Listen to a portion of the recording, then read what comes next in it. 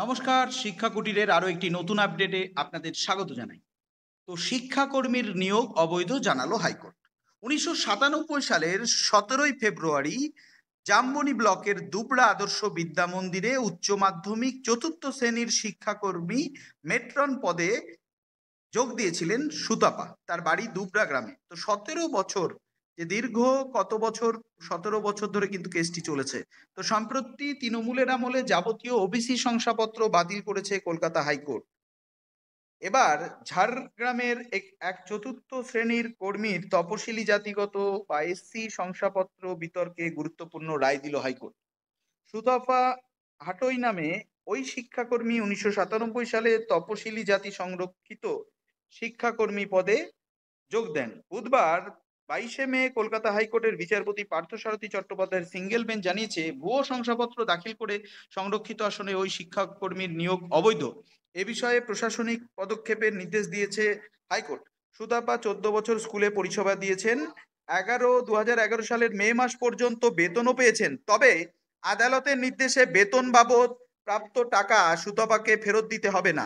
1997 সালের 17 ফেব্রুয়ারি জামবনি ব্লকের দুবড়া আদর্শ বিদ্যা মন্দিরে উচ্চ মাধ্যমিক চতুর্থ শ্রেণীর শিক্ষাকর্মী মেট্রন পদে যোগ দিয়েছিলেন সুতপা।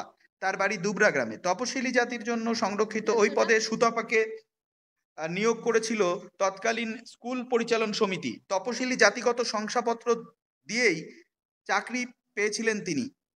14 বছর চাকরির পর 2011 সালে একটি মহলের অভিযোগের ভিত্তিতে সুতপার জাতিগত শংসাপত্র নিয়ে প্রশাসনিক অনুসন্ধান শুরু হয়।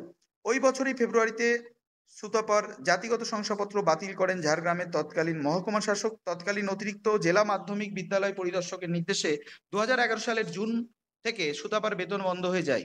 স্কুল পরিচালন সমিতি সুতপাকে শোকজ নোটিশ ধরায়, তবে সুতপা জবাব দেননি।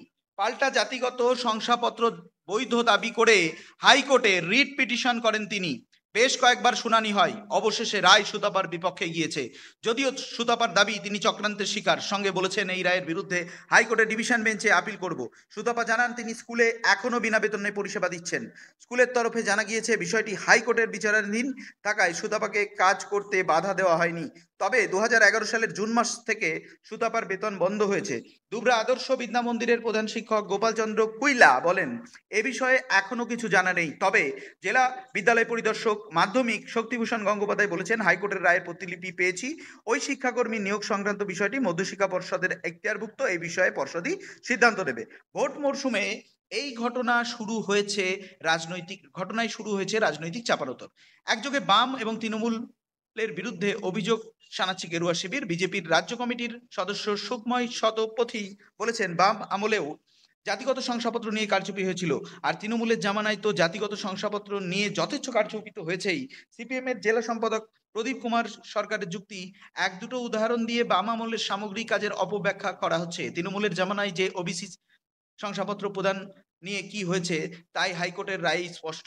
জেলা তৃণমূল সভাপতি দুলাল মুর্মুর মতে, আইনের পথেই চলবে, তবে শিক্ষাকর্মী কোনো চক্রান্তের শিকার কিনা সেটাও খতিয়ে দেখা দরকার।